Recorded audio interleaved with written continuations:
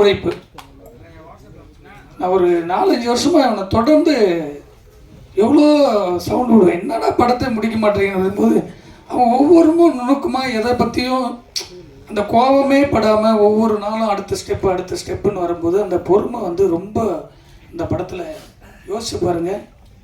ஒரு உதவியாளர் ஒரு படத்தில் 3-4 ஆள்கள் வந்து தொடர்ந்து அவர் வேலை செய்கிறாருன்னா அவ்வளோ சாதாரண விஷயம் கிடையாது இந்த படத்தில். ஏன்னா ஒரு படத்தில் வேலை செய்கிற 5 அசிஸ்டன்ட் டைரக்டர் அந்த படம் 3 மாதத்துலேயே டைரக்டர் ஆக்டர்னு ஓடிடுறாங்க. ஆனால் கடுமையான நெருக்கடியில் கூட இந்த தொழிலை ரொம்ப யோசித்து அவ்வளோ ஹார்ட் ஒர்க் பண்ணியிருக்கக்கூடிய இந்த படத்தினுடைய பெரும்பகுதி இவர் ஒரு அசோசியேட் டைரக்டர். இந்த படம் செதுக்கப்படும் போதெல்லாம் எனக்கு ரொம்ப இவனோட அதிகமாக கோவப்பட்டது வந்து விஎஃப்எக்ஸ் தம்பி ஜெய்.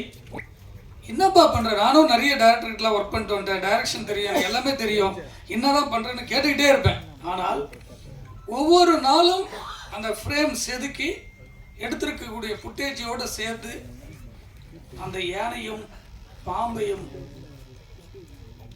இது வரைக்கும் சொல்லலை. குரங்கு ஃபைட்டுன்னு ஒன்று இருக்குது, உலகத்தில் 10 கோடி செலவு பண்ணால் கூட அந்த ஃபைட் எடுக்க முடியாது. அந்த மாஸ்டர் நரேன் அவர்கள் அவ்வளோ அழகாக பண்ணியிருக்கார். எல்லாரும் சொல்லுவாங்க சின்ன படம்னு. இந்த படம் ஒரு பெரிய இயக்குனர் இருந்து ஒரு 25 கோடி அப்படின்னு சொன்னால், ஒரு ஹீரோ இருந்துன்னு சொன்னால் நம்புவாங்க. 5 கோடி இல்லை 10 கோடி செலவு பண்ணாலும் அந்த விஎஃப்எக்ஸுக்கான ஒர்த் இருக்குது. இந்தியாவில் மட்டும் நடக்கல இருக்கு, இவனுக்கு மட்டும்தான் தெரியும் அமெரிக்காவிலேருந்து என்னென்ன ஷாட் பண்ணி அமைச்சிருக்காங்கன்னு. அவ்வளவுக்கு இந்த படத்தில் மிக கடுமையான உழைப்பை இந்த 3-4 ஆண்டுகளில் போட்டிருக்காங்கன்னா, இவர் வந்து ஒரு சங்கர் சார்கிட்ட இருந்ததுன்னா அவருடைய ஃப்ரீனஸ் எவ்வளோ இருப்பார். கேட்கும் போதெல்லாம் பணம் வந்திருக்கும். ஆனால் கொடுத்த பணத்தை கூட இந்த படத்தை உருவாக்கி காமிக்கும் போது தான் இவங்க 2 பேர் மேலே எனக்கு ஒரு நம்பிக்கை இருந்தது. நான் படம் பார்த்த உடனே அவ்வளோக்கு அவங்கள வந்து நான் வந்து டிஸ்டர்ப் பண்ணிக்கிட்டே இருந்திருக்கேன். சாரி, ஏன்னா அவ்வளோ ஒர்க் பண்ணியிருக்காப்புல. சாதாரண ஒர்க்கு கிடையாது. நம்மளுக்கு இது வந்து சாதாரண ஒரு ஆடியோ ஃபங்க்ஷன் தெரியும். தமிழ் சினிமாவில் இப்படி ஒரு விஎஃப்எக்ஸில் இவ்வளோ மிருகங்கள் இருக்குதுன்றது நான் பார்க்கல. நான் படம் பார்த்ததுனால சொல்லியிருக்கேன்.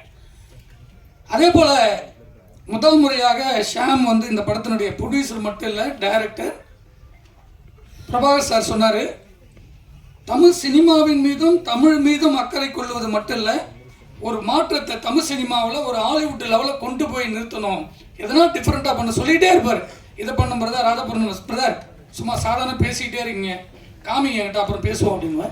அப்படி அவங்களும் தொடர்ந்து இந்த படத்திற்காக தொடர்ந்து முயற்சிகள் எடுத்து ஒரு உலக சினிமாவாக இந்த படம் வந்திருக்கு. இந்த உலக சினிமாவை உருவாக்குவதற்கு ஒரு தமிழில் வந்து அதற்கான பேக்கிங் பவர் வேணும். அந்த பேக்கிங் பவர் எப்படி கிடைச்சதுன்னா, இவங்களுக்கெல்லாம் டெக்னீஷியன்னா, நான் ஒரு டைரக்டராக இருந்தாலும் தெரியும், நான் ஒரு டைரக்டர் ஆகணும்னா எனக்கு ஒரு ப்ரொடியூசர் வேணும். அது ஒரு தகுதிப்படுத்த ஒரு ப்ரொடியூசராக இருக்கும்போது அவங்களுக்கு எடுக்க அதனுடைய மோட்டிவேஷன் தெரிஞ்சிருக்கும். அப்படி இந்த படத்தை ஒவ்வொரு நாளும் சிஜி நடப்பதற்கும் ஒரு எந்த டிஸ்டர்பன்ஸுமே இல்லாமல் மிக இந்த படத்தினுடைய இணை தயாரிப்பாளராக இருந்து முழு ஒத்துழைப்போடு இந்த படத்தை உருவாக்குவதற்கு காரணமாக இருந்த டிக்கிம்சன் சார் அவர்களை நான் முடிவிலேயே தமிழ் சினிமாவுக்கு வரவேற்கிறேன். இப்படிப்பட்ட தயாரிப்பாளர்கள்லாம் நம்ம வாழ வைக்க வேண்டியது நம்ம தமிழ் சினிமாவுடைய கடமை. ஏன்னா அவருடைய பங்களிப்பெல்லாம் அவ்வளவுக்கு இருந்திருக்கு. ஏன்னா பணம் போடுவது மட்டும் இல்லை, ஒரு எங்கே போடுறன்னு ஒன்று இருக்கும், அது உலக சினிமாவுக்கு அது நிற்கும். படம் பார்க்கும்போது தான் தெரியும். இப்படி இன்னைக்கு நினைச்சா கூட 1 கோடியில் ஒரு அனிமல் எடுக்க முடியாது. நம்ம அவ்வளவுக்கு இந்த படத்தில் இருக்கு. செகண்ட் ஹாப்லாம் பார்த்தீங்கன்னா ஃபுல் படமே அனிமல் இருக்கும். அப்படி உருவாவதற்கு இவர் பெரும் தூணாக இருந்திருக்கிறார்.